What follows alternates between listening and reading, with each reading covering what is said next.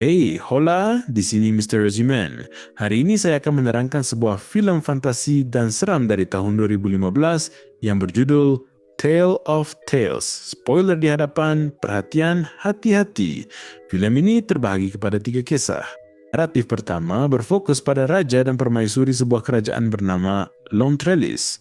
Pada awalnya, pasangan itu kelihatan menjalani kehidupan yang bahagia, tetapi kemudian kita mengetahui bahawa permaisuri menghidap penyakit aneh yang tidak akan pernah membolehkannya menjadi ibu. Oleh sebab itu, permaisuri sentiasa berduka cita. Raja melihat istrinya dalam keadaan begitu memanggil para tabib terbaik dari seluruh kerajaan, tetapi malangnya tiada seorang pun yang mampu mendiagnosis penyakit misteri yang dihidapinya. Walaupun begitu, raja tetap berusaha menggembirakan permaisurinya. Suatu hari dia menjemput beberapa artis sarkas ke istana. Tiba-tiba, permaisuri menyadari bahawa salah seorang artis sarkas itu sedang mengandung. Akibatnya, dia berasa iri hati dan mula memecahkan barang-barang sebaik masuk ke biliknya. Apabila raja mengetahui hal ini, dia melawat biliknya dan berjanji akan melakukan apa sahaja untuk menyelesaikan masalahnya. Pada lewat malam, seorang ahli sihir aneh tiba di istana dan mendakwa bahawa dia boleh menyelesaikan masalah kehamilan permaisuri. Apabila mendengarnya, raja mengingatkannya bahawa ramai orang telah mencuba pada masa lalu dan gagal. Namun, ahli sihir itu berkeras bahawa permaisuri boleh hamil, tetapi ia bergantung pada sejauh mana sang raja sanggup berkorban. Raja berjanji akan melakukan apa sahaja. Ahli sihir itu berpengalaman luas tentang alam. Katanya, alam mesti seimbang. Jika raja mahukan satu nyawa, dia perlu korbankan satu. Walau pelik, raja dan permaisuri menyokongnya. Lepas itu penyihir mula menerangkan prosesnya. Raja mesti menangkap raksasa laut jantungnya untuk menyembuhkan penyakit permaisuri. Kemudian, wanita miskin bujang akan memasaknya untuk dimakan permaisuri. Dengan cara itu, ahli sihir itu memastikan bahawa permaisuri akan hamil. Setelah mendengarnya, raja segera bersetuju untuk memburu raksasa laut itu dan mula membuat persiapan. Keesokan harinya, raja memulakan misinya. Dia menemui makhluk itu di salah sebuah sungai. Semasa raksasa itu tidur, raja menyelam ke dasar lautan untuk menyerangnya. Baginda berjaya membunuh binatang itu, namun cedera parah. Raja akhirnya tewas akibat kecederaan tersebut setelah mengeluarkan jantung makhluk itu untuk permaisuri. Kemudian dia mendapati bahawa seorang pembantu istana masih bujang dan suci, oleh itu dia ditugaskan untuk menyediakan hati itu.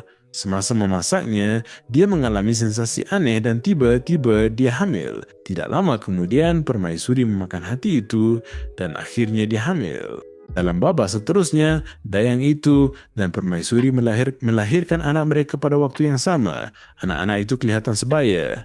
Anak permaisuri bernama Elias, manakala anak pembantu itu bernama Jonas. Filem ini melompat pantas 16 tahun ke hadapan dan budak-budak itu telah menjadi dewasa. Permaisuri menjalani kehidupan bahagia bersama anaknya Elias kerana dia berfikir bahawa dia telah diberi peluang kedua dalam hidup.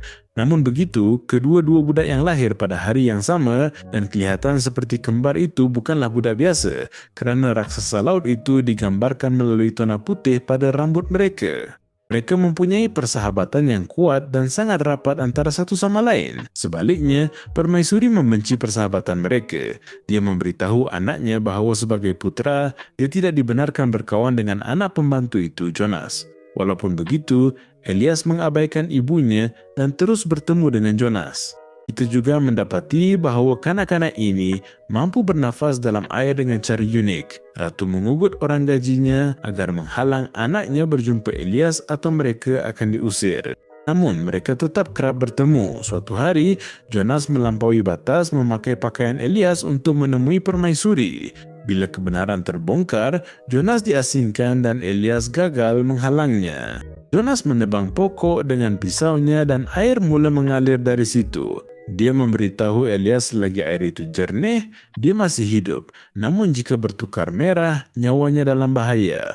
Elias kerap memeriksa air. Suatu hari, air itu menjadi merah dan dia sedar ada yang tidak kena. Demi mencari Jonas, dia keluar dari kerajaan tanpa memberitahu ibunya. Setelah lama mencari, Elias akhirnya tiba di rumah Jonas.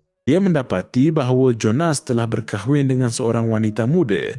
Orang-orang di situ mengenalinya sebagai Jonas kerana mereka berkongsi ciri wajah yang sama. Kemudian dia mengetahui bahawa Jonas pergi ke hutan 5 hari yang lalu dan tidak kembali sejak itu.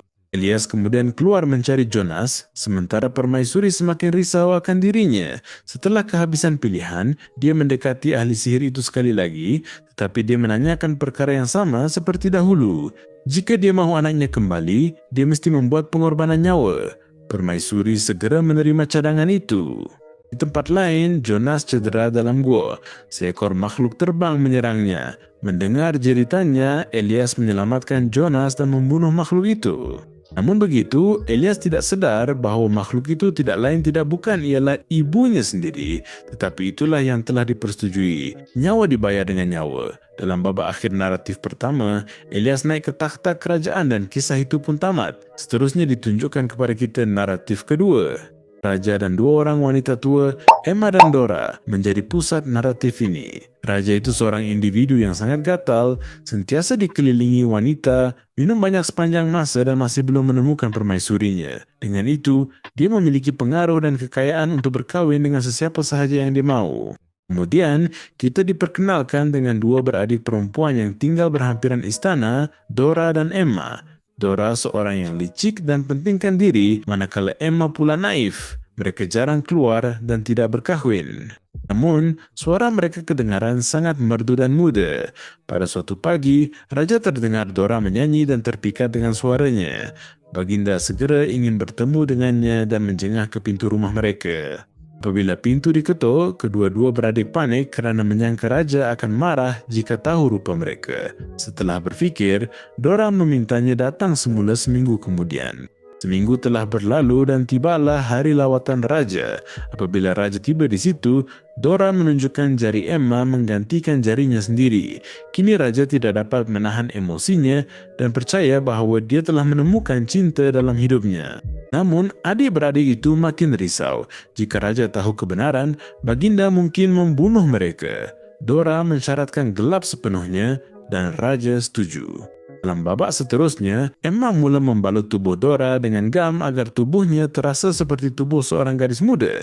Pada tengah malam, salah seorang pengawal kuil datang untuk menjemput Dora ketika istana berada dalam kegelapan. Raja tidur dengan Dora, tetapi pagi esok Baginda sedar Dora wanita tua hodoh. Murka, Baginda menyuruh pengawal mencampaknya keluar tingkap. Dora selamat dan ditemui ahli sihir di hutan. Dengan kuasanya, ahli sihir itu mengubah Dora menjadi gadis muda berambut panjang. Keesokan harinya, Raja yang berburu di hutan jatuh cinta pada pandang pertama, membawanya ke istana dan menjadikannya permaisuri. Dora menjemput Emma ke majlis perkahwinannya, tetapi Emma masih tidak percaya rupa baharunya. Bila ditanya rahsianya, Dora menyindir dia menanggalkan kulit lama. Emma mempercayainya lalu menemui tukang besi menukar kulit tuanya demi kalung.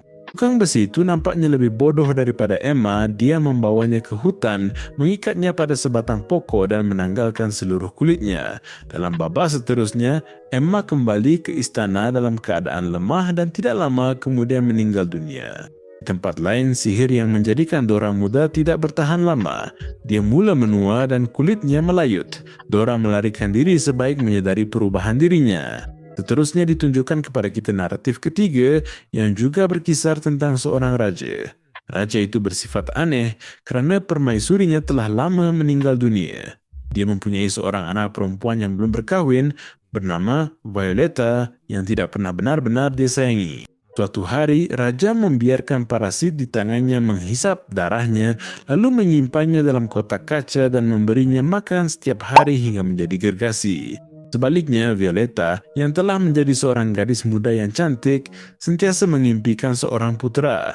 Namun begitu, raja yang tidak bertanggung jawab itu tidak dapat mengambil berat tentangnya kerana dia sentiasa sibuk dengan parasit peliharaannya. Malangnya, pada suatu hari parasit itu jatuh sakit dan mati.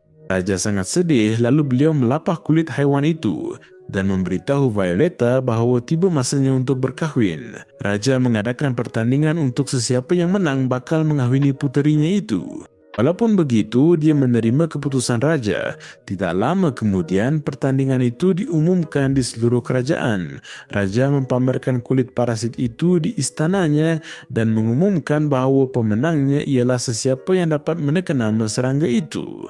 Ramai gagal menjawab kerana serangga itu terlalu tua. Tiba-tiba seorang ogre aneh muncul menyertai pertandingan itu.